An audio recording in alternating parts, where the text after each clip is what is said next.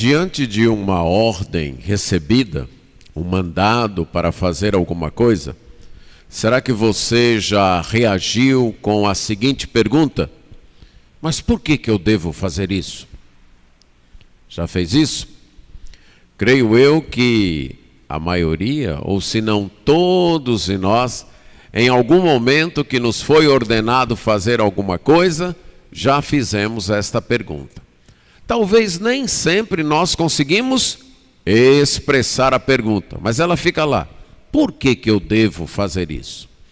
E se você é alguém que tem a responsabilidade de dar ordens a outras pessoas, talvez também você já ouviu estas pessoas perguntando. Você mandou que elas fizessem alguma coisa e elas disseram: mas por que eu tenho que fazer isso? Ou por que eu tenho que fazer assim? Nem sempre nós conseguimos dar as respostas às pessoas. Algumas vezes nós mesmos nem sabemos por que aquilo tem que ser feito ou por que tem que ser feito daquela maneira. Outras vezes nós não temos tempo ou paciência necessária para explicar para a pessoa por que aquilo deve ser feito. Mas no texto que nós vamos estudar hoje à noite, nós temos uma ordem dada por Deus e Deus nos deu as razões. Deus nos disse o porquê que eu quero que vocês façam isso. Por que eu ordeno que vocês façam assim? É o texto de Isaías 55, 6 a 13. De fato, nós já tratamos dos versos 6 e 7, que trazem a ordem. Nós agora vamos mostrar as razões que Deus nos deu para obedecermos esta ordem. Isaías capítulo 55, nós vamos ler dos versos 6 até o verso 13.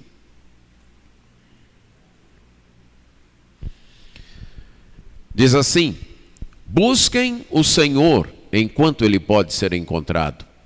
Invoquem-no enquanto Ele está perto. Que o ímpio abandone o seu mau caminho e o homem mau os seus pensamentos. Converta-se ao Senhor, que se compadecerá dele. Volte-se para o nosso Deus, porque é rico em perdoar. Porque os meus pensamentos não são os pensamentos de vocês, e os caminhos de vocês não são os meus caminhos, diz o Senhor. Porque assim como os céus são mais altos do que a terra, assim os meus caminhos são mais altos do que os vossos caminhos, e os meus pensamentos são mais altos do que os vossos pensamentos. Porque assim como a chuva e a neve descem dos céus, e para lá não voltam sem que primeiro reguem a terra e a fecundem e a façam brotar, para dar semente ao semeador e pão ao que come, assim será a palavra que sair da minha boca. Não voltará para mim vazia, mas fará o que me apraz e prosperará naquilo para que a designei.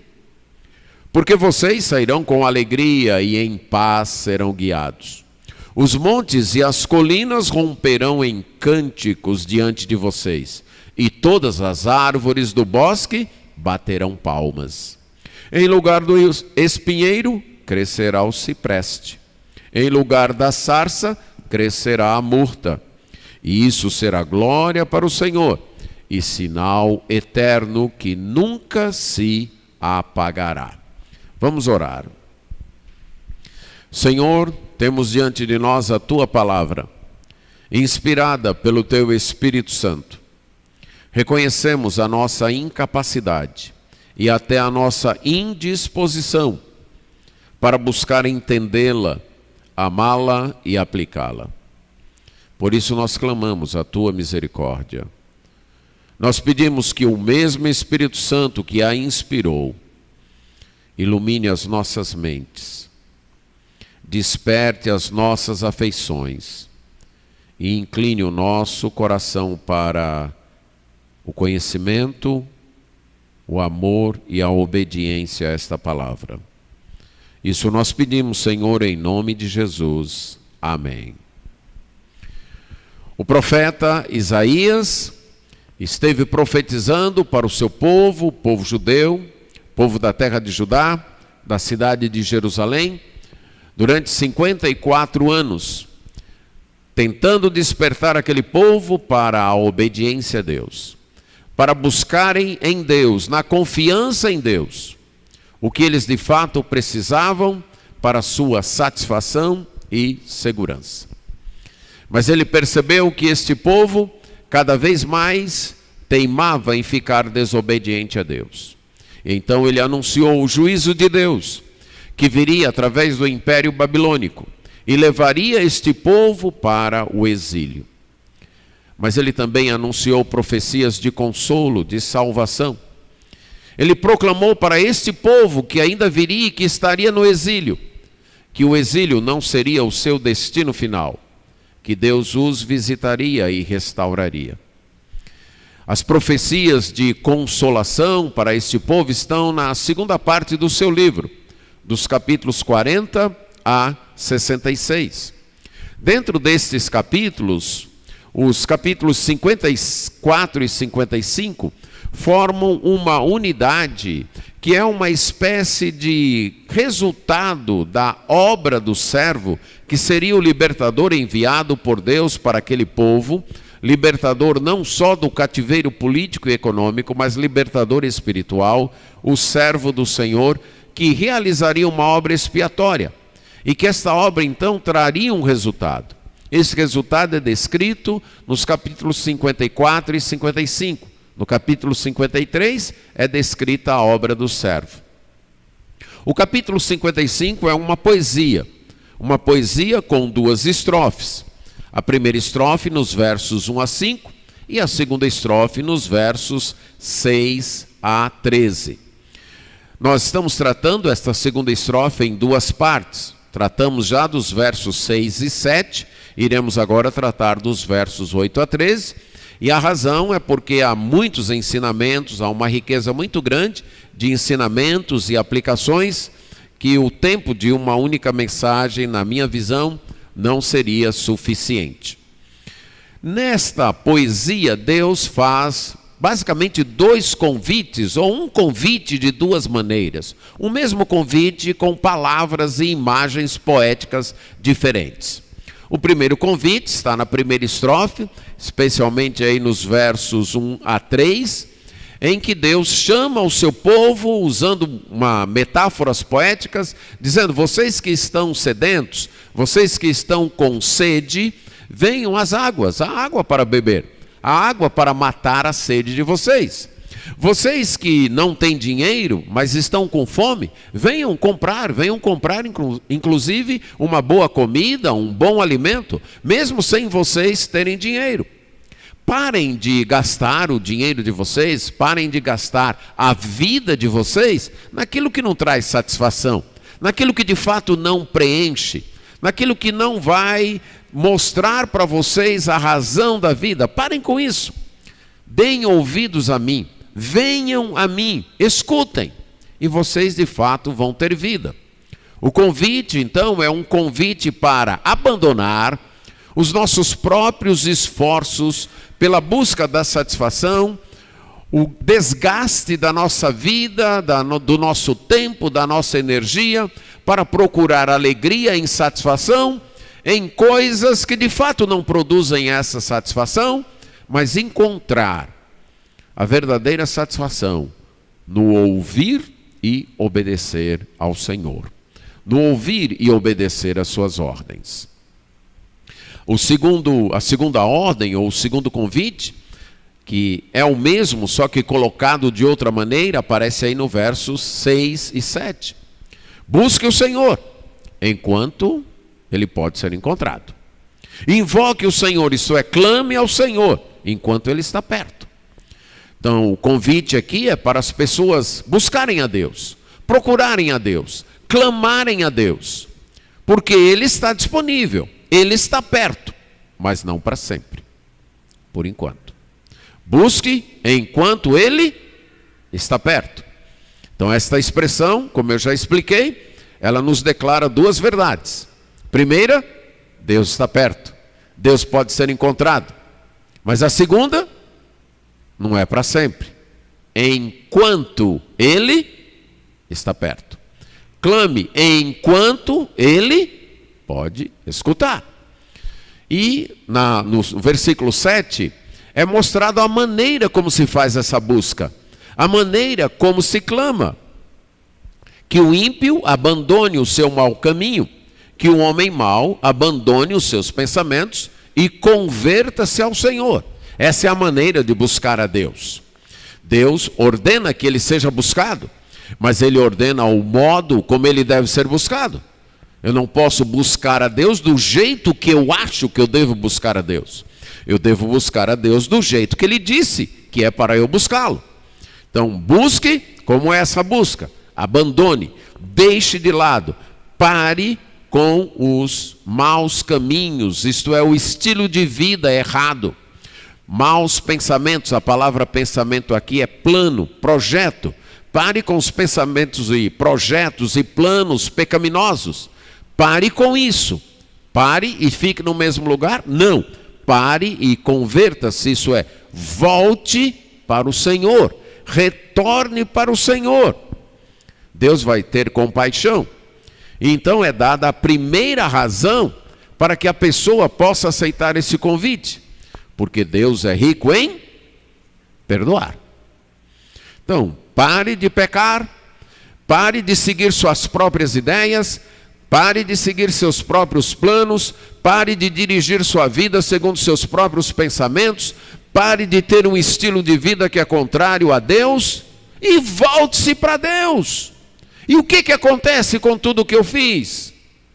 E a resposta é: Deus é rico em perdoar. Já pensou nessa simples frase? Deus é rico, porque Deus é rico em perdoar? Simples, né? Mas já pensou no peso que ela traz para nós? No peso no sentido de libertação, de alegria?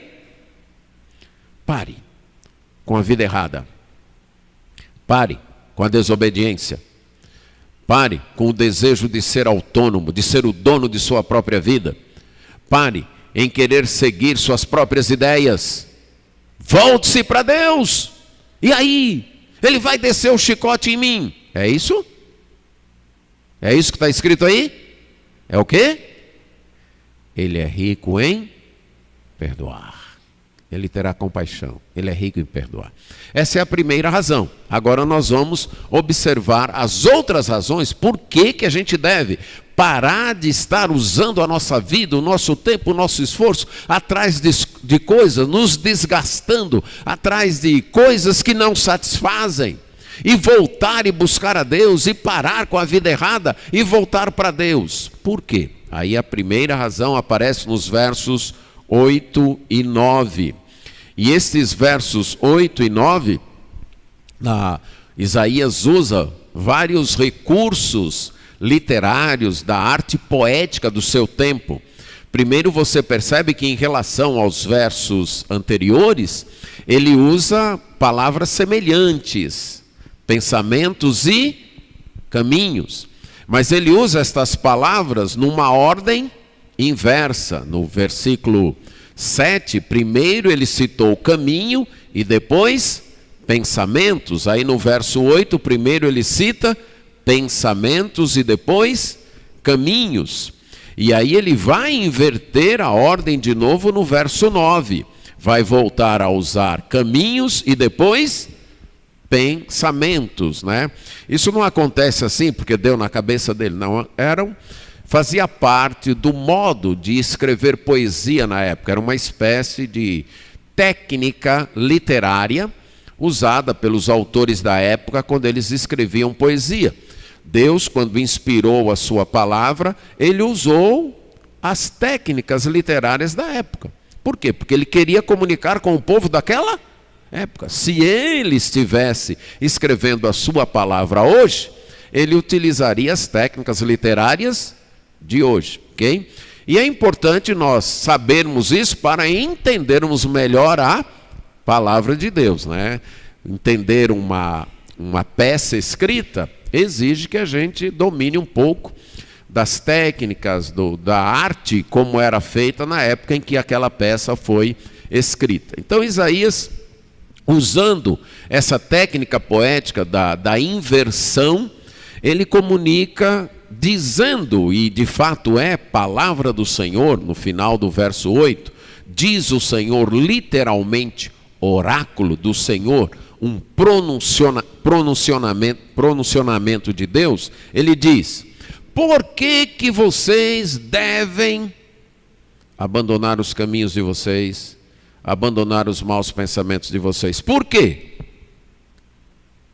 E a resposta no verso 8 qual é?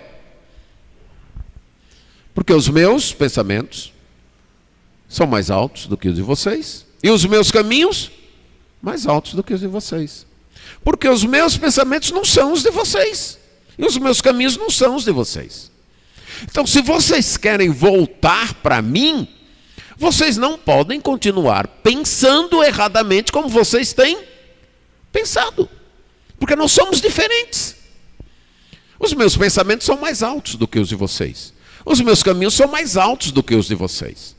Vocês não podem caminhar comigo, vocês não podem estar comigo, se ainda quiserem manter os pensamentos errados de vocês.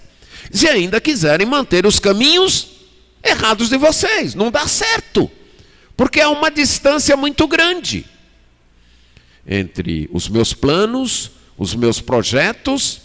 A ideia de pensamentos aqui é de ideia criativa, é ideia que cria, de projeto mesmo, de planos. Há uma diferença muito grande. Nessa parte, também na próxima, Isaías dá o princípio e dá uma ilustração do princípio. Aqui, primeiro ele deu o princípio. Vocês precisam voltar-se para Deus, abandonar os caminhos de vocês, porque os caminhos de Deus não são os caminhos de vocês, os pensamentos de Deus não são os de vocês. Esse é o princípio. E aí no versículo 9 nós temos a ilustração. Assim como os céus são mais altos do que a terra, assim os meus caminhos são mais altos do que os seus caminhos. E os meus pensamentos são mais altos do que os pensamentos de vocês. Da mesma maneira, como o céu está distante da terra, assim também os meus caminhos estão distantes dos caminhos de vocês, e os meus planos e os meus projetos estão distantes dos projetos de vocês.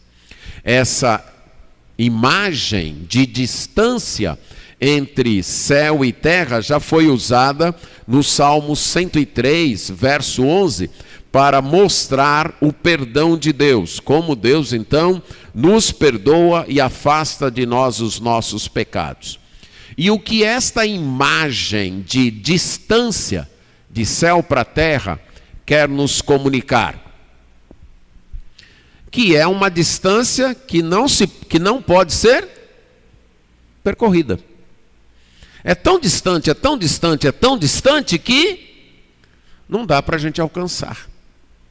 Não dá para a gente cobrir. É uma distância incalculável, essa é a ideia da imagem.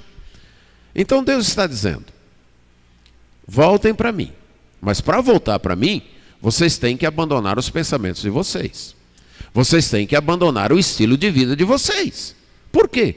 Porque é uma distância imensurável entre os meus pensamentos e os pensamentos de vocês. Então esse convite de Deus exige uma humildade. Exige eu admitir que eu não tenho os melhores planos para a minha vida. Eu não tenho as melhores ideias para a minha vida.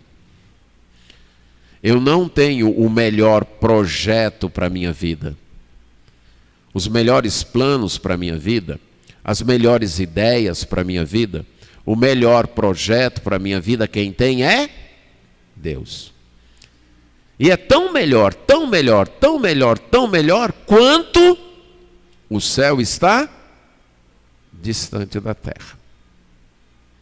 Exige humildade. E exige fé. de você acreditar nisso. Concorda? De você acreditar. Rapaz, eu estou aqui com uma ideia, com um plano, mas é contrário ao que a Bíblia diz. Mas eu acho que é bom. Não é isso. Se está contra Deus, não é bom. Você pode até achar que é bom, mas não é. E você precisa dessa confiança de admitir que o plano de Deus é supremamente melhor. Você precisa disso. Então Deus está dizendo, abandone os teus planos errados. Abandone o teu estilo de vida errado. Porque eu tenho planos melhores para você. Eu tenho um estilo de vida melhor para você. Que é tão superior, mas tão superior, quanto o céu está distante da terra. E usando o próprio contexto aqui do capítulo e também desta sessão de Isaías, vamos pensar o convite feito na primeira parte dos 55. Nós achamos, a princípio todos nós achamos, que somos capazes de encontrar aquilo que de fato vai dar satisfação para a nossa vida. Não achamos isso? Numa vocação, num relacionamento, numa diversão. Nós achamos, pronto, isso aqui vai encher minha vida de satisfação. E aí empreendemos esforço, tempo, dinheiro, energia. E depois o que acontece?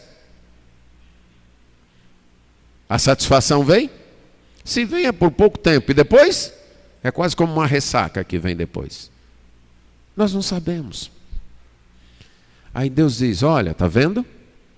Os meus projetos são melhores do que o de vocês. Eu tenho onde vocês ter satisfação, onde vocês encontram a satisfação. É na obediência à minha palavra. Nós também, com base nos nossos relacionamentos, algumas vezes nós achamos que diante de algumas coisas que nós fizemos, o perdão é quase impossível, não é assim? Nos nossos relacionamentos, nós muitas vezes não, nós erramos com as pessoas com as quais nos relacionamos. E nem sempre elas nos perdoam, não é assim? O perdão dessas pessoas algumas vezes tem limite. Não, até aqui eu perdoo, daqui para lá, meu amigo, não venha pedir que eu não perdoo, não. Aí nós transferimos esse mesmo estilo de vida, ou esse mesmo modo de pensar para o nosso relacionamento com Deus. E aí nós achamos o quê? Rapaz, isso aqui que eu fiz, eu acho que Deus não perdoa mais não. Eu acho que isso aqui, Deus nunca mais vai perdoar. Aí Deus está respondendo, dizendo o quê? Não, o meu jeito de pensar não é o mesmo de vocês. Eu não sou assim não. Eu não sou desse jeito não. Ok? Eu sou rico em perdoar. Eu perdoo. Talvez seu pai, sua mãe, seu marido, sua esposa, seu filho, seu amigo, sua amiga nunca lhe perdoou. Mas eu lhe perdoo. Eu penso diferente. Eu tenho planos diferentes. Eu sou diferente. Uma outra aplicação, nos versos finais, especialmente pensando no povo de Israel no exílio, era pronto, acabou para nós. Nós falhamos tanto e tantas vezes com Deus que agora acabou. Deus não vai mais cumprir as promessas que Ele fez. Não tem mais jeito, agora é o fim. Aí Deus está dizendo, não. Pode ser que nos relacionamentos de vocês alguém prometeu uma coisa e depois não cumpriu. Isso acontece. Mas comigo não é assim não. Eu penso diferente. Eu tenho um jeito diferente. Então se eu prometi, eu vou cumprir. Eu prometi, eu fiz uma aliança com Davi, que foi rei de vocês, e que eu daria um descendente para reinar sobre vocês, e eu vou restaurar o reino de vocês, eu vou fazer isso. Não é porque vocês falharam comigo que eu vou deixar de fazer isso. Eu vou fazer isso. Modos de pensar, que muitas vezes nós carregamos do nosso relacionamento, dos nossos relacionamentos aqui interpessoais para o relacionamento com Deus. E Deus está dizendo, eu não sou assim não, eu sou diferente. Talvez você nunca perdoou alguém, mas eu sou diferente de você. Eu sou capaz de perdoar você. Talvez você nunca quis restaurar o relacionamento com outra pessoa que te feriu, mas eu sou diferente de você. Eu quero restaurar o meu relacionamento com você. Devemos buscar a Deus, abandonando nossos planos pecaminosos, nosso estilo de vida pecaminoso, porque Deus, os planos de Deus e os caminhos de Deus são diferentes dos nossos. Isso exige humildade, isso exige fé, até porque nem sempre nós vamos entender os planos de Deus, concorda? Aí nessa hora você lembra, eu não entendo. Por que eu não entendo? Porque são mais altos do que os meus. E eu tenho mais aqui, confiar. A segunda razão vai aparecer nos versos 10 e 11. E aqui Isaías usa novamente uma inversão, mas uma inversão de forma. Primeiro ele apresenta a ilustração e depois ele dá o princípio. E a ilustração é: assim como a chuva e a neve descem dos céus e para lá não voltam sem que primeiro reguem a terra e a fecundem e a façam brotar para dar semente ao semeador e pão ao que come. Então Isaías aqui, ele mantém alguns temas dos versos anteriores, céus e terra. O relacionamento céu e terra, que já apareceu no verso 9, ele mantém, mas ele inverte a forma, mostrando a ilustração primeiro e o princípio no verso 11.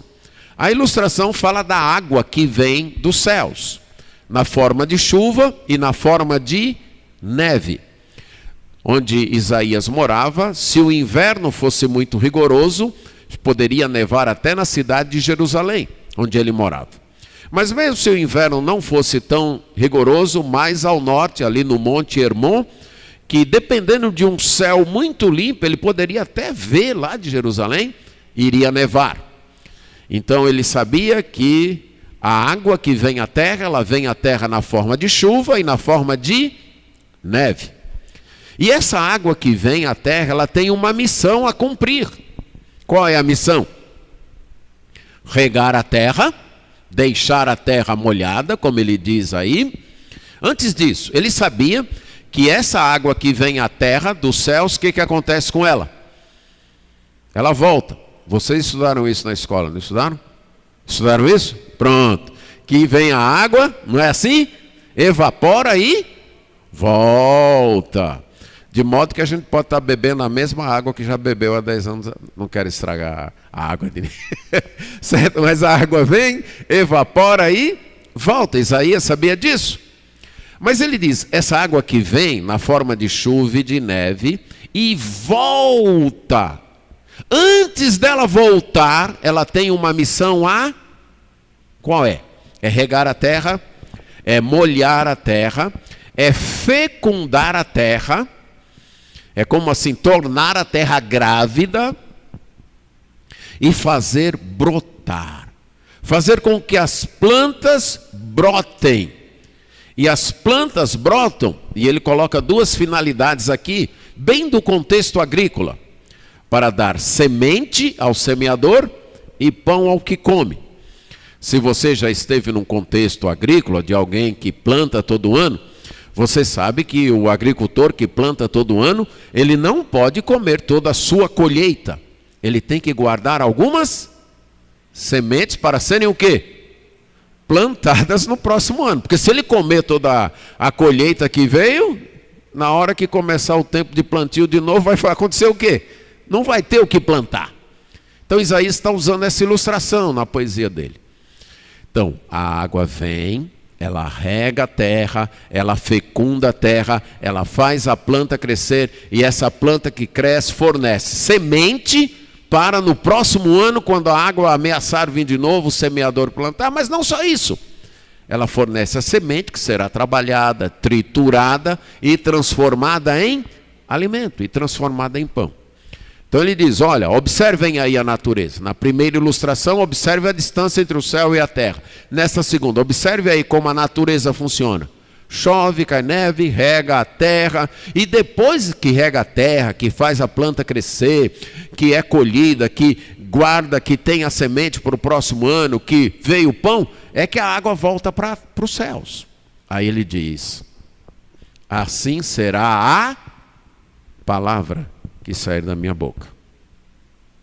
Ela começa a água que cai. Ela não vai voltar para mim vazia. E qual é a ideia de vazia aqui no contexto? Ela não voltará para mim sem que antes ela cumpra a sua missão. Da mesma forma que a água que cai do céu não volta para lá antes de cumprir a sua missão, a minha palavra não vai voltar para mim de mãos vazias, isto é, ela não vai voltar para mim sem que cumpra a minha missão. Ela vai fazer o que me apraz, ela vai fazer o que eu desejo, ela vai fazer o que eu quero, e ela vai prosperar, ela será bem-sucedida naquilo que eu planejei para ela, na missão que eu designei para ela. Então vocês devem, Deus está dizendo para o povo de Israel, me buscar, me clamar, abandonar os pecados de vocês e voltar para mim, porque a minha palavra vai ser eficaz. Porque a minha palavra executa o que eu planejei para ela. E quando nós pensamos, especialmente nos profetas do Antigo Testamento, Isaías e todos os outros, a palavra de Deus pode ter, ou tem, melhor dizendo, ou pode ser resumido, melhor dizendo, resumida a sua função em duas palavras: salvação e condenação. A palavra de Deus vem. Se a pessoa se arrepende e volta para Ele, o que diz o texto que nós lemos no verso 7? Ela é o quê? Perdoada, não é isso que está escrito lá? Ela é perdoada. Foi salva. Os pecados foram perdoados. Mas se a palavra de Deus vem, diz que você deve buscar a Deus, deve abandonar os seus pecados, deve mudar de vida, e você não faz nada disso, a palavra diz o quê? Não será perdoado, concorda? É a conclusão lógica que a gente chega. Não vai ter o quê? Perdão, não vai ter compaixão. Resta só o quê? Juízo. A palavra vai voltar vazia? Não vai.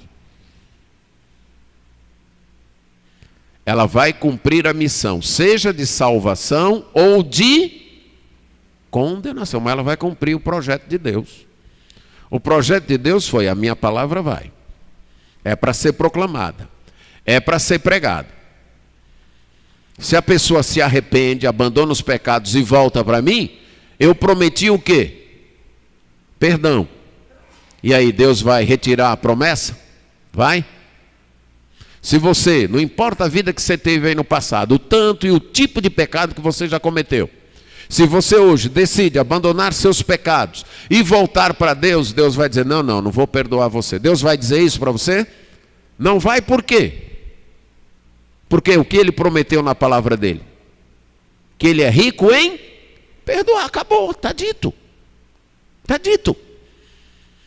As pessoas, não, mas esse aí, rapaz, tu já viu o que ele já fez na vida? Eu sei que eu sou pecador, mas esse aí, meu amigo. As pessoas, as igrejas, os líderes religiosos podem até ter esse tipo de atitude, mas Deus não. O que está escrito aí? Deus é rico em perdoar. Acabou. Agora, Deus é rico em perdoar, e esse perdão vem para quem? Vem para todo mundo? Vem para quem? Para quem busca o Senhor, clama ao Senhor no tempo certo, abandona os pecados e se volta para Deus. E nisso nós concluímos o quê? Que a pessoa que não busca o Senhor, não clama ao Senhor, não abandona os seus pecados e nem se volta para Deus, ela vai ter perdão? Não. A palavra de Deus se cumpriu na vida dessa pessoa? Sim, na forma de juízo, na forma de condenação. Então a palavra nunca volta vazia. Ela sempre vai cumprir o que Deus determinou. Seja salvação ou juízo. Ela vai se cumprir. A palavra de Deus está sendo anunciada hoje à noite. Ela vai voltar vazia? Isso significa que todo mundo vai se converter? Seria bom, mas não necessariamente. Alguns talvez queiram rejeitá-la. E a rejeição das pessoas vai fazer com que essa palavra volte vazia? Não, ela vai cumprir. Que é o quê? Quando rejeitada, o fruto que ela produz qual é? Juízo. Ela ainda vai trazer, ainda vai voltar para Deus, trazendo pessoas em juízo. E não pessoas salvas. Então, você precisa buscar a Deus, abandonando os seus pecados, abandonando os seus projetos e maus pensamentos, porque a palavra de Deus é eficaz. Ou ela salva, ou ela condena. Mas a terceira e última razão aparece aí nos versos 12 e 13. Na maioria das versões não aparece o porquê, como apareceu no verso 8 e no verso 10, mas na língua original aparece. Porque vocês sairão com alegria e em paz serão guiados. Os montes e as colinas romperão em cânticos diante de vocês, e todas as árvores do campo, baterão palmas. Em lugar do espinheiro, crescerá o cipreste, e em lugar da sarça, crescerá a murta. E isso será glória para o Senhor, e sinal eterno, que nunca se apagará. Aqui tem uma promessa, dentro desse contexto, olha, abandonem os pecados, voltem para mim, por quê? Porque vocês sairão com alegria. Num primeiro momento, a promessa é para os exilados que estavam na Babilônia. Vocês vão sair da Babilônia com alegria. Vocês serão guiados, serão levados em paz. E a ideia aqui é com segurança. Vocês não vão sair de forma insegura, vocês não vão sair de forma triste, vocês vão sair com alegria, vocês vão sair com segurança.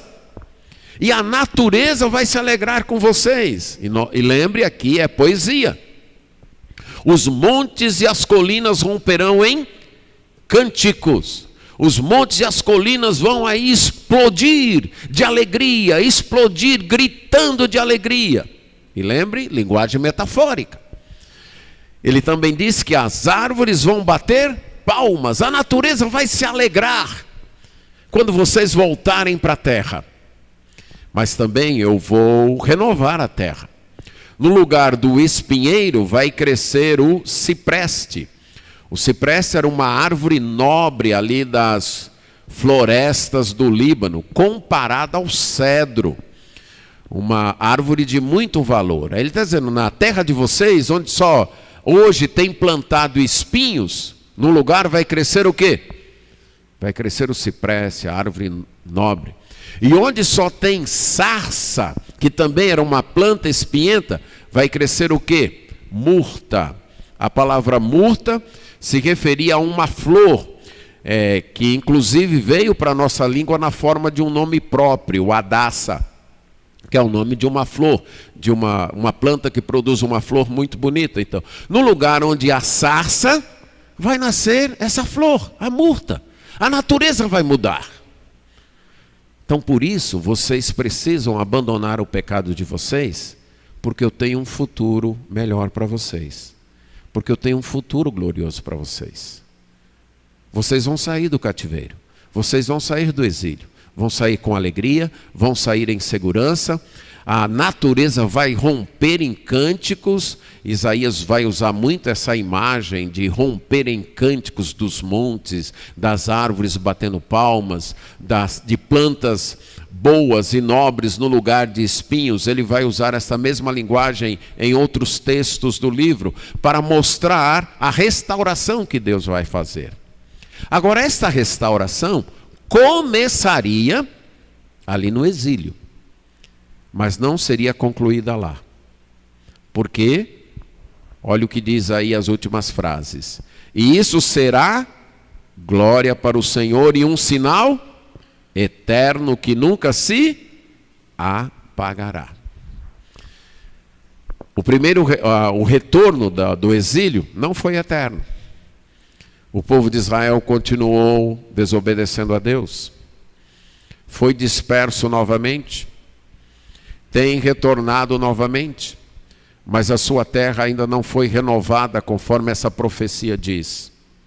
Mas um dia ela será. Um dia, os espinhos e sarças que começaram a surgir na terra quando? Quando Deus criou o mundo? Foi? Não, foi quando o pecado entrou, lembra?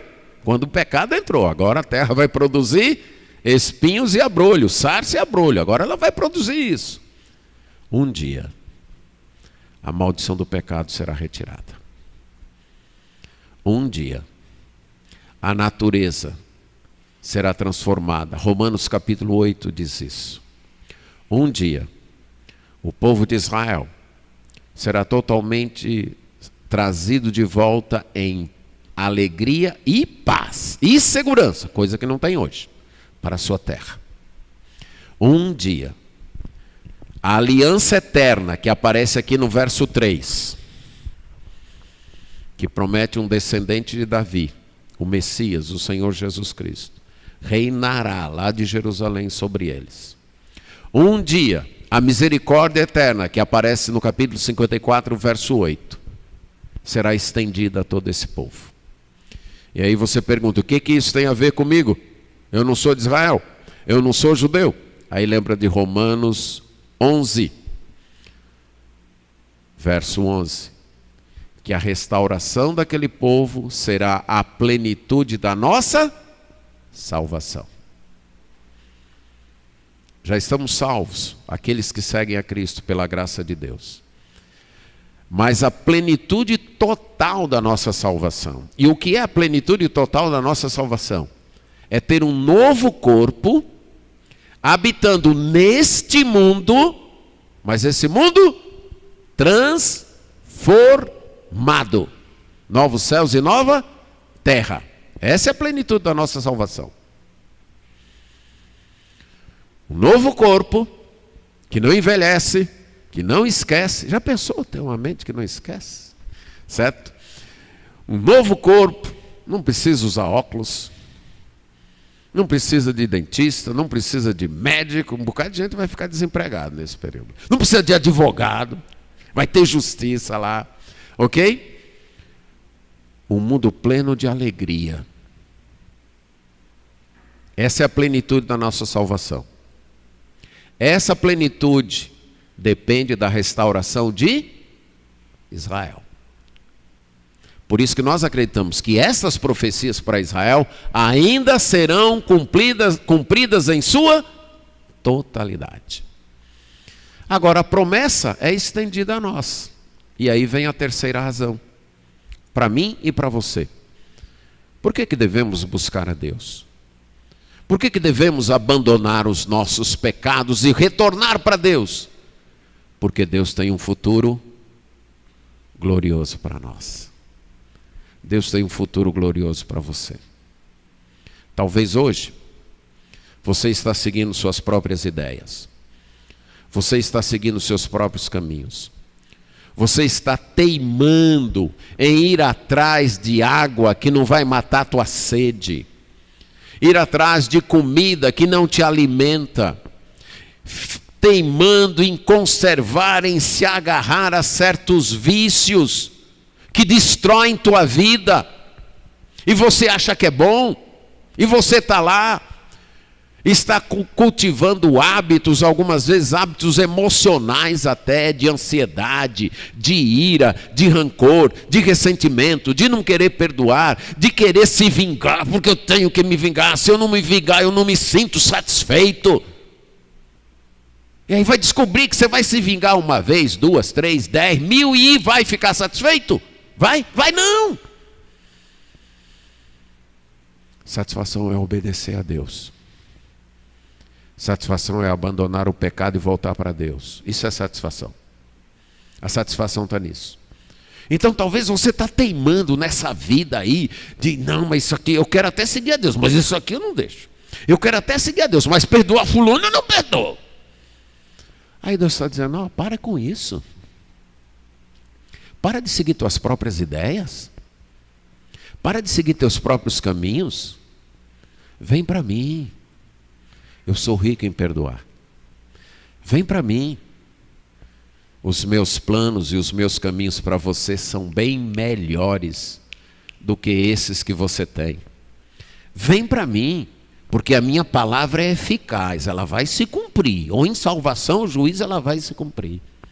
Vem para mim, porque o futuro que eu tenho para você é numa terra gloriosa, que vai ser um memorial eterno, vai ser um sinal eterno, uma glória eterna para mim. Deixa os teus pecados, vem para mim. Deus deu as razões, a resposta é com você. Amém.